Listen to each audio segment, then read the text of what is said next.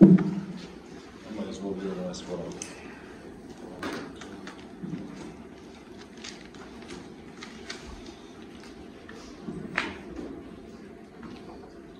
All right, thanks everyone for being here today. Before I talk about the road trip to Washington, just want to thank all of our fans for creating a great atmosphere in the worship the past couple of weeks. It's been electric. The student section has been outstanding. We really appreciate that. Congratulate Jacoby on getting the Big Ten Defensive Player of the Week for the second straight week, and he leads the nation in sacks and tops for loss and forced fumbles. Obviously we need to get better in all three phases, and that's our focus. Right now, we just finished our first practice for Washington, and so it's all about stacking days and getting better. So with that, I'll open it up.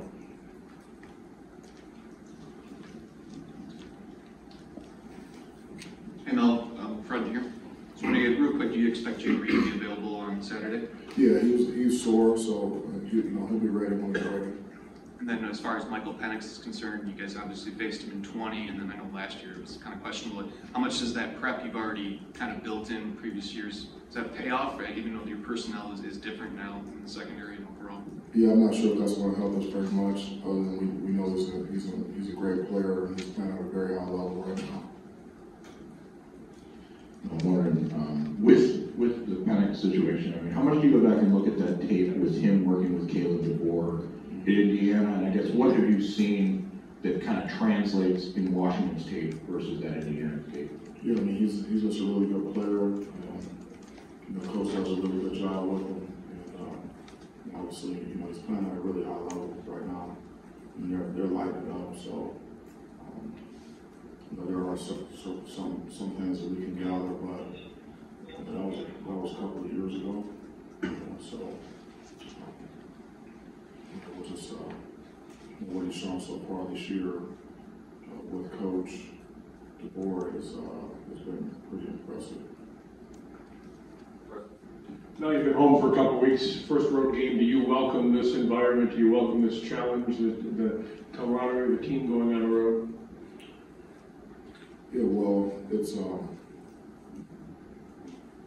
is going to be a challenge for us, and we're going to have to prepare, the right way. It's going to be about not just the required work, but it's going to be the unrequired work, the extra, that people don't see, people don't do, people don't want to do. It's necessary to prepare to go on the road and be able to get the job done against a very good football team. So, we're preparing for that challenge. Absolutely. Well, I want to try and draw a comparison to going to Miami last year. Obviously, the big focus of Miami was the weather and all that last year. But the idea of going on the road early against a Power 5 team and having success in that sort of environment, can you draw anything from that last year and how you guys were able to do that in this trip, or are they kind of totally two separate things? Well, in order to go on the road, you have to play opportunistic offense, relentless defense, and you have to be flawless on special teams.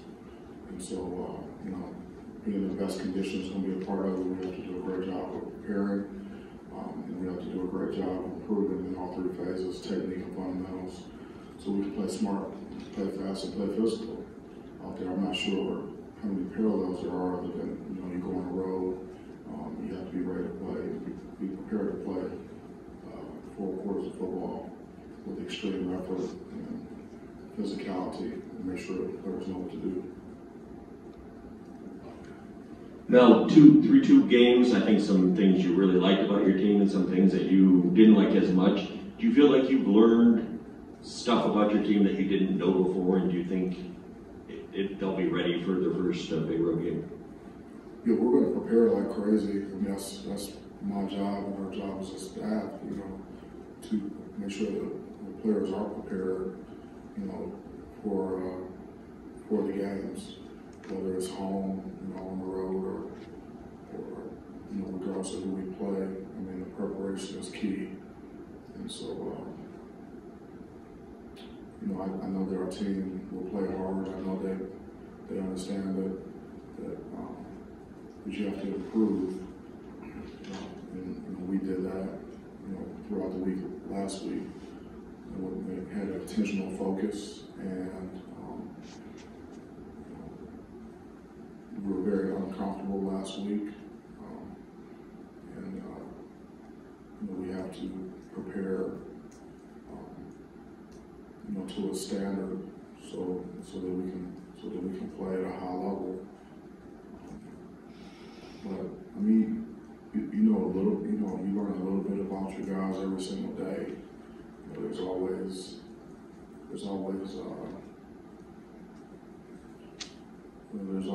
more information, and you see individual players develop and emerge, and you see the team, how the team responds to adversity and how the team handles success. And so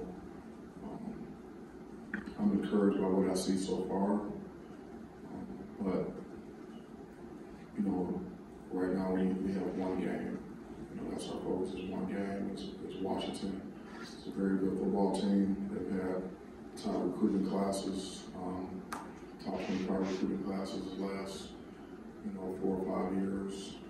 So they got really good players. Coach DeBoer has been successful everywhere he's been.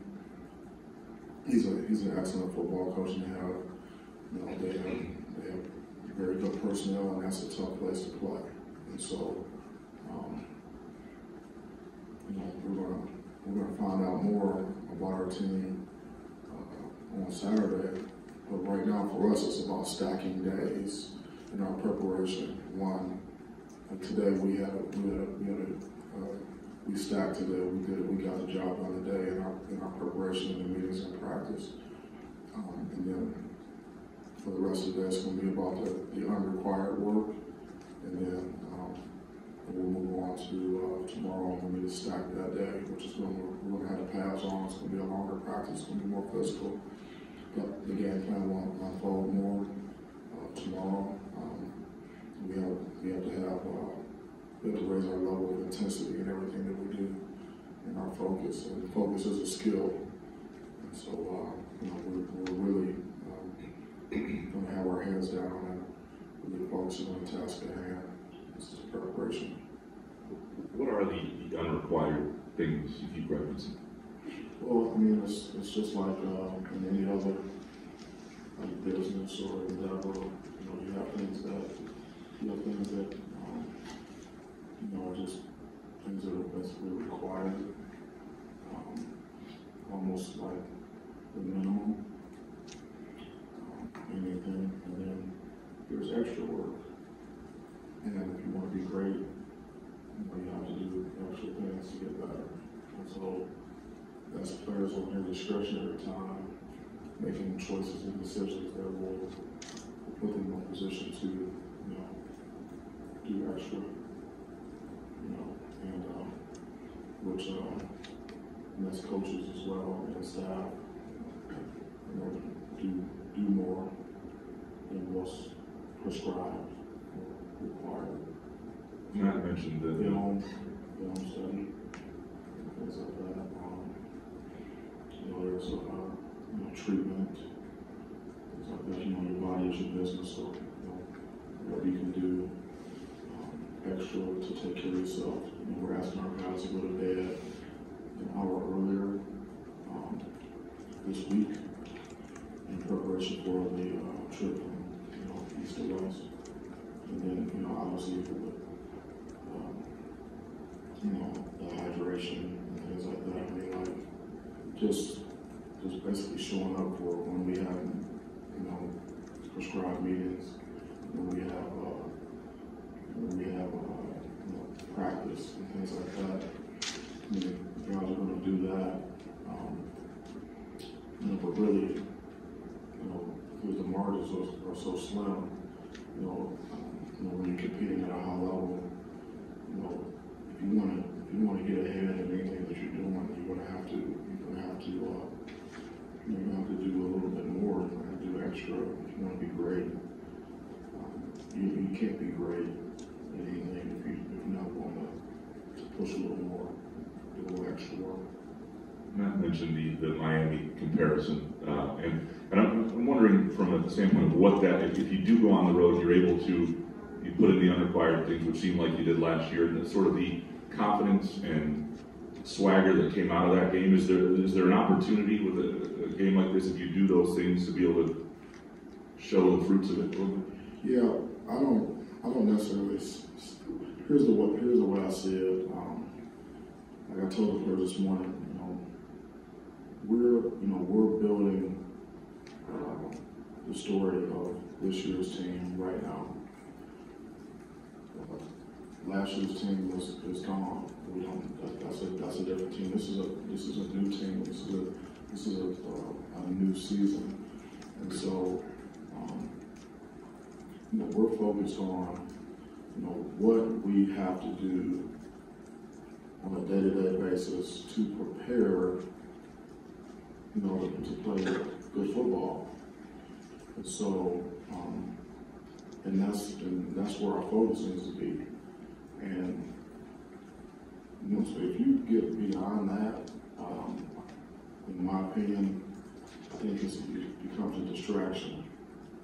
Because when you're talking about the results, the end result of something like right now, or even during the week, that means you're not focused on the process. That's like it's like looking at the scoreboard, during the game, and whether you're up 7 or down 7, where that dictates how you play. It doesn't.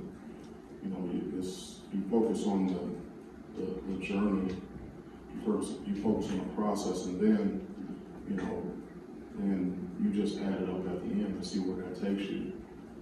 So the hypotheticals of what if we do this, and what does that mean, and comparing this road game to road game a year ago. For us, it's really not. That's not really significant. It doesn't really help us prepare. Mel, on Saturday, you talked about having sort of a special plan, for this game with the time difference, and I know a second ago you talked about going to bed earlier. Is there anything else that entails to get these guys ready for that type of trip? And does your NFL experience help you with that at all? And also, is there anything about contingencies for air quality or anything like that? Because I saw last week that was something that they were sort of monitoring out there, and potential delays or something like that, I guess, at a certain threshold or whatever. Yeah, so we laid out our sports science team, and our strength coaches and our trainers, laid out some points of emphasis for our players and some protocols that we're going to use, this week and then on the trip. And so we're going to make sure those things get done and make sure we're in the best position to be able to compete, at a high level and be at our best physically and mentally. I'm not sure if I want to go into the details of all that. Is that about more of the time zone, you think, or the time on an airplane and what that does to the body? It's all part of it. It's all part of it. It's all part of it. Now, looking back at Saturday, you were able to get a lot of true freshman game experience, but also get Noah some pretty critical snaps. I guess, how important right now is that to have a guy with a backup now who does have that game experience? I guess, what were the things that you saw that he drew from that experience and some of those younger guys that were able to get in and get some important snaps? Yeah, experience is good. I mean, it's nothing like being out there, especially at home and in front of 70,000 people and things like that. That's a good experience to have. If you can go out there and have some success, that's even better. So when I see out of Noah, I saw the same thing that we see from him in practice every single day. Not to mention it before, here, I mean, he's a good player and he throws a really good ball. He's got a lot of arm talent, and he's smart, and he's a competitor. I think in high school, his record, I think he maybe lost one game his entire high school career. So, he's wasn't surprised when he was able to go in and, execute. And he did a really good job, with getting us into the right plays in the run game as well. No, you talked about the defensive unit really doing a good job filling in Darius's absence, and following up on what Chris said, Noah looked like he did a pretty good job when Peyton was out. Can you talk a little bit about how your players have kind of really embraced that next man up mentality? Yeah, well, we've talked to our guys from the very beginning is that we're going to need everyone, and we coach everyone in practice. Like during fall camp, everyone's getting coached. Walk-ons are getting coached. We have walk-ons that play in the game. They have significant roles, and so because if something does happen, injuries are a part of the game. Unfortunately, when injuries do occur, you got to put somebody in the game, and so the next man up is basically a starter. If you're in the game, you are a starter. That's the mentality. So we have to prepare. We have to prepare our guys that way, and when you get an opportunity, you need to be prepared. You need to be ready, and because you have to make the most of the opportunity. And so I see guys. It was a credit to them and the coaches.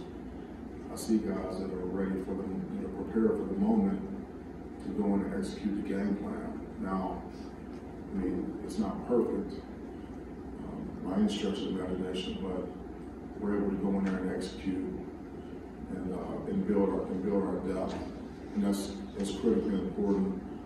It's a physical game. It's a long season. The attrition is, it can be grueling at times, and so we absolutely need everyone to prepare. You could go in the game, and we ask our coaches to make sure that every player going into a game knows what their role is. Everyone has a clear and defined role. Hey, if you're gonna, if you're a starter, what's your role? What's your role? What's your role in special teams? What's your role as a backup? As a rotational guy? Maybe you're not going to play. Even if a grenade goes off, you're not going in, but you do still have a role on the if you're dressed, to help your teammates, bring energy, things like that. And so, every role is significant in the game. And so, you don't want guys to go in the game and have drop off. That's bad. That's bad football right there. Now, that's how you get beat. Jack Stone made his first career field goal on Saturday after missing his first attempt in the previous game on board. Is that for a kicker, especially a young kicker, to get one under his belt before he travels across the country to Washington? Yeah, I thought it was good. He's been kicking the ball well in practice, and he was able to take it to the game. So I know all the guys were happy for him. So he's gonna, he's got that experience, and he can build upon that. So I thought it was great. Jacoby has a mindset of why can't I give 6 seconds every play. How do you think that's benefited him in these first 2 games, and how will that benefit you guys as a whole as you go on the road now? Well, he's a mature player, mature young man, and he understands opportunity, and he understands like what it takes to play great football. And we ask our players to be in the best condition, and so that's the foundation of what we do. And when you're in shape, then there's no reason why you can't give 100%. You know, when giving 100% is like totally your choice, and so that's a mindset. And we talk about, you know, playing 60 minutes, a full 60, not 20 or 30 or, you know, or 55, like a full 60 minutes, you know, one play at a time, 6 seconds of play. And that takes intentional focus. You have to make it, you have to decide, you have to choose ahead of time that that's how you're gonna play the game. And in order to play the game that way, on game day, you have to practice that way. That's how he practices, you know, and so, and that's why you're able to have success. And, you know, and it's basically just, you know, playing hard with extreme effort. We had 3 things that are mission critical for us. The first thing is knowing what to do. Know what to do. Second thing is play with extreme effort. And the third thing is to be physical. Play physical, hard-nosed, hard-hitting football. You know, and you can do those things, and you're gonna have a great chance to have success. And when you see Jacoby play, you know, that's how he plays. He knows what to do. He plays hard, you know, and he's physical. And so, and he's having success on the field. Mel, I see you're wearing the T-shirt of the week again. Big difference Saturday from what it was in week 1 in terms of creating turnovers. How much of that is taught, and how much of it is guys like Jacoby and Kendall Brooks just flying around and always being at the ball? It's both. I mean, the ball. I mean, it's turnover margin.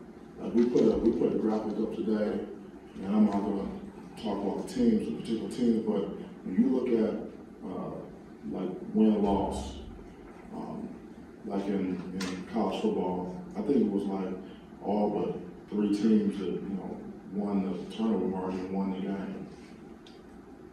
And you scored 28 points off of turnovers. I don't care who you playing. I mean, they give you a chance, you know, there. And forcing the takeaways, you know, that's a conscious effort to do that. So we practice that, and we emphasize that, and we show video, we show NFL film, we show other colleges, we show, like, you know, different ways to get the ball off of guys, and we do drills, and then population is key. So like if you see some of those takeaways, you know, like you know, population, how many guys are there, you know, trying to get the ball out, and then, you know, getting close to the quarterback, you know, we're rushing coverage, working together, and then, you know, getting the ball off the quarterback, or getting the ball off of you know, running backs and things like that, or playing fast and forcing guys to speed up, you know, and the balls on the ground, things like that, and getting population in a swarming mentality. You know, because the job on defense is to stop them and get the ball back to the offense and score or set up a score and create a short field, because, you know, like where the drive starts on offense has, you know, like where it is, like the score probability is different. You know, so it's a lot more favorable to you, like if you start closer to the goal line. You know, so we give our offense a short field and not ask them to drive, you know, 80, 90 yards. You know, that's not a winning formula. You know, we have to win the turnover margin, and we have to take the ball off of people, and they're not just going to give it to you all the time. You have to force it. It's a conscious effort. And when you don't take the ball away on defense, you're not playing great defense. You're not playing good defense. I mean, even if you're are like stopping the run and you playing good pass defense, and like you're getting off the field on 3rd down, things like that, you know, that's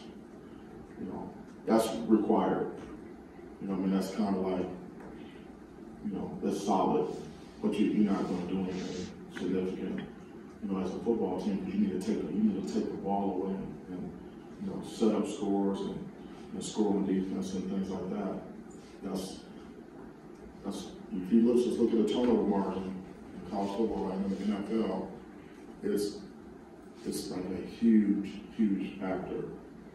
So mean, I just can't tell you how much we talk. I mean, we talk about and then taking care of football. It's, you don't give it away. You take it away. You know, you give yourself the best chance. I mean, just go look at some of those games that everyone was talking about. You know, Saturday, and look at the turnover margin. It tells a story. I was wondering, 2 games in, what you think of the running attack with being revamped with Broussard and Berger leading the way? What do I think about Yeah, it? just, The running game? yeah, just evaluation 2 games with those guys. Yeah, so it starts up front with the line, and with the tight ends, you know, blocking, and the receivers, you know, being physical and blocking and getting that done, and then with the scheme, making sure that we can identify the fronts and things like that, and get in and out of the proper calls, run, and then the runners understanding the power of the play, where the play is supposed to be running them, and then getting them and then running hard, you know, and so, and you know, making guys missing, and you know, running through the smoke, and you know, having really good contact balance and things like that, and taking care of the ball and being hungry and getting what you can get. And so what you see with those, and Elijah did a nice job when he got in as well. You see with those guys is those guys are getting the ball and they're running behind their pads with some hat speed and getting their pass on there, and they're getting it. They're getting vertical and getting tough yards. And then, you know, and there's room in there too on some of those runs where, you know, they're not getting touched for a few yards too, and that's a credit to the offensive line and the tight ends and receivers blocking. So we need to be able to run the ball on our terms. We need to be able to do that. And it's, you know, that's not the easiest thing to do in the world, but you have to be able to do that. If you're one-dimensional, you can't run the football. You can't beat good teams. You're gonna be in trouble if you're one-dimensional and guys are pinning their ears back, you know, and pass rush, and you know, not honoring the run, and you know, your play action doesn't work and things like that. I mean, it's just a bad situation. So we need to be able to run the football. And so far, it looks like, you know, we're making some progress with that. We're able to get some yards. I mean, the guys are averaging like 5 yards carry, 7 yards a carry, like in that game, things like that. It's going to be a lot tougher this week. Just wanted to clarify on Jaden Reed. You said he's sore, but will be ready when he's ready. You do think that will be by Saturday? Well, I mean, whenever that is, you know. Okay, and then my second question, just aside from the travel and the preparation and being away from home, what do you think is the biggest challenge that Washington presents? Well, it's not just one thing, it's the 100 things, because they're a good team. And so when they have really good schemes, offense, defense, especially, they put a lot of pressure on you. You have a lot of good players that are well coached, you know, so, I mean, you name it. They're scoring a lot of points. They got big guys up front on defense, they got speed. I mean, it's places like it's like a Hornets nest going in there to play. I mean, I know they had the first couple of years, they had like 50,000 in there. I expect it to be a, you know, really hostile environment. And I expect the next to be better than what they've been shown on tape. You know, so it's not just one thing. It's across the board. We'll be challenged. Now, after the last game, Peyton Thorne expressed frustration with his own accuracy, tired of throwing the ball high and whatnot. What is your level of concern in that regard? What is my level of concern? I'm not concerned. Are you concerned about him being frustrated at all, or? No. No, that's. No. I'm not. I'm wondering, you mentioned a couple weeks ago with Peyton having a talk with him facing his dad. I'm wondering with Jeremy being a freshman obviously his past with Washington. You have to have similar conversations with him to kind of keep him focused. And I guess, what have you seen through 2 games with his performance and production within the offense? Yeah, I'm not sure if that's going to be a factor.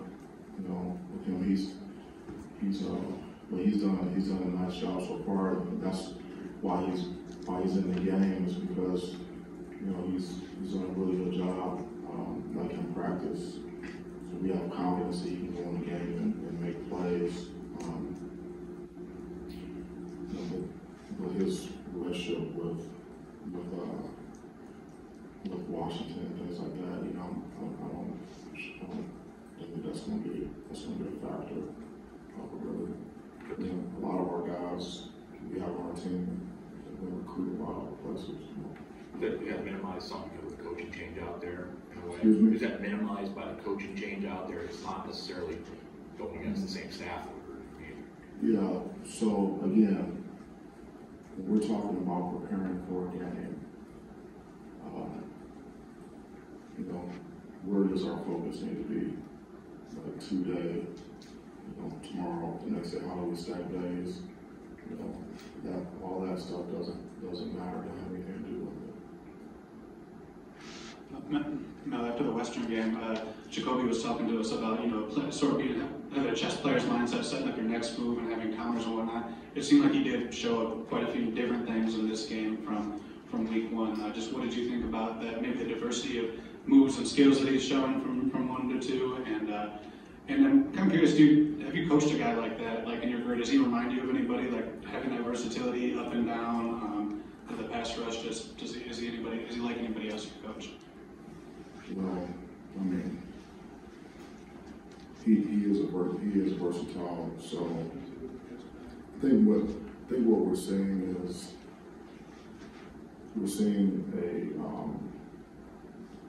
a young man that has shown, you know, high level pass rush ability.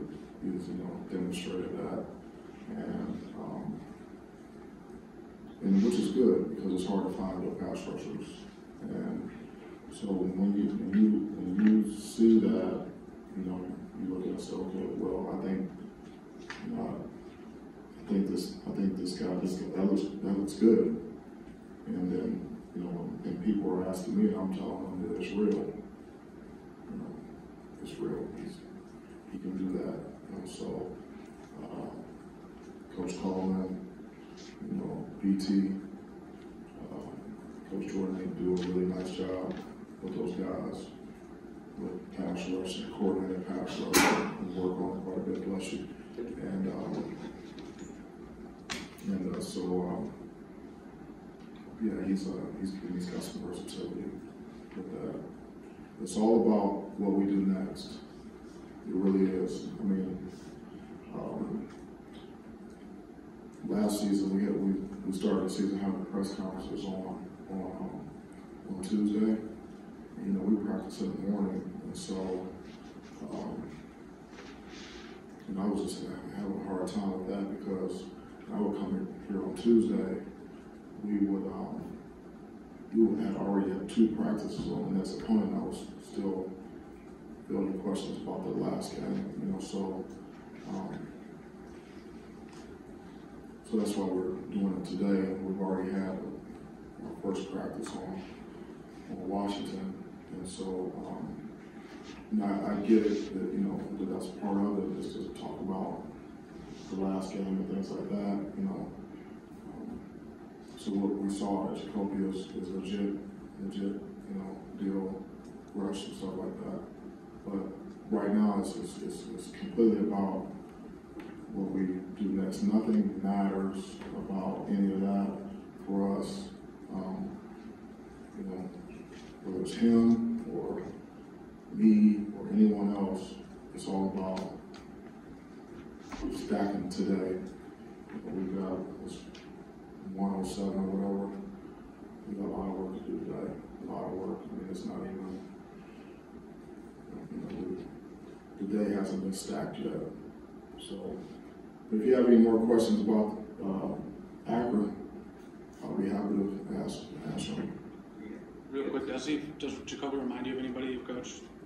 No, he's not that I've coached. I mean, been around quite a few players, but you know, even the scouts, they always ask you because it's all about a comparison. Like, okay, does he remind you of this guy, that guy? So you can kind of, because you have to try to put him in like a height, length, body type, this, that, you know. And so I can't say that anyone comes to mind, you know, at this point. But at some point, you know, someone may pop into my head and say, "Oh, he reminds me of such," but that hasn't happened yet. Two more, Ryan, and Brett. Hey Mel, this isn't technically an accurate question, but I'm kind of I'm spinning it forward. Jayden Reed had the punt return for a touchdown. It was called back. Even with that being said, are you encouraged with what you've seen with your return units through the first 2 games? You know, we were. That's a no, I guess. Have I been impressed? Yeah. Have you? Or no, I said, have you been encouraged? Encouraged. Yeah, that's a little bit different. Yeah, no, we were encouraged. I mean, that's a shame because, you know, that was a really good return, you know, and guys were playing hard, you know, so it was just unfortunate that got called back. But, you know, we showed punt returns, NFL punt returns for touchdowns and kickoff returns for touchdowns last week in the meeting. Like, we were ready to pop. We were like, hey, this is the week. You know, like the practices have been good. You know, things are starting to come together. Some of the timing and guys getting on guys, and you know, we had a returnable ball, and so, you know, we are encouraged, you know, with that. And then we were close, like on it doesn't look like, but we were close on the kickoff return also. It was just, we had a mechanical issue, and you know, the off returner was trying to catch the ball, and then, I mean, it kind of got clogged up in there, but we had everything else was kind of blocked up, so we just got to keep chopping, you know, on those return game. That's huge in that field position, you know. Just a cumulative 2-game question. You said all camp and right up until the opening game that you really love this team. I don't think you say that about all teams. 2 games in, I assume that hasn't changed. I haven't had that many teams. Well, I love them all.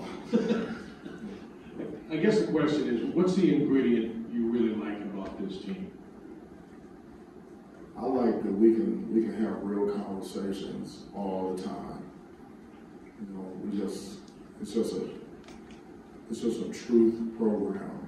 I mean, we have real talk in the meetings and on the field, in the locker room after the game, before the game, at the hotel. I mean, it's straight down the middle, you know, and that's what I love about this team, that you can do that when players or coaches don't get offended, you know, when we're talking about the truth, you know.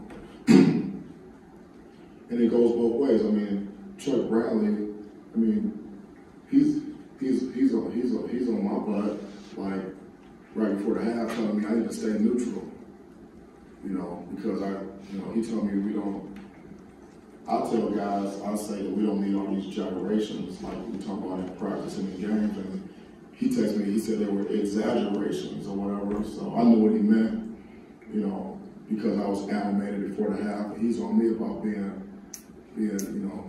neutral, like during the game, you know. And then he sends me a photo of me in the air, jumping in the air with like a little bunny rabbit on the deal. You know, he texted that to me. Like an emoji? It was something. It was a bunny rabbit head. You know, that's coming from Chuck. So how can you not love that? You know, holding the player, holding the coach accountable for being neutral, you know, on the sideline during the game, you know. So it's the truth, you know. So I'm not offended, and certainly he's not offended when I coach him. And, you know, so it goes both ways. So I love that about this team. Did you become less animated? Pardon me? After he did that, did you become less animated? Well, that whole moment was over, and that was not another opportunity for me to be that way. But certainly, the message was clear, is that, he wanted me to just calm down, stay focused. And focus is a skill, so we all need to continue to get better and practice that. How far off the ground are we talking? Well, it was hard to tell, but the picture, I think, he sent out, there was some error, but I think they took the photo when I was on the way down. Thank you so much. I appreciate you. See you next time. Thanks, Mel.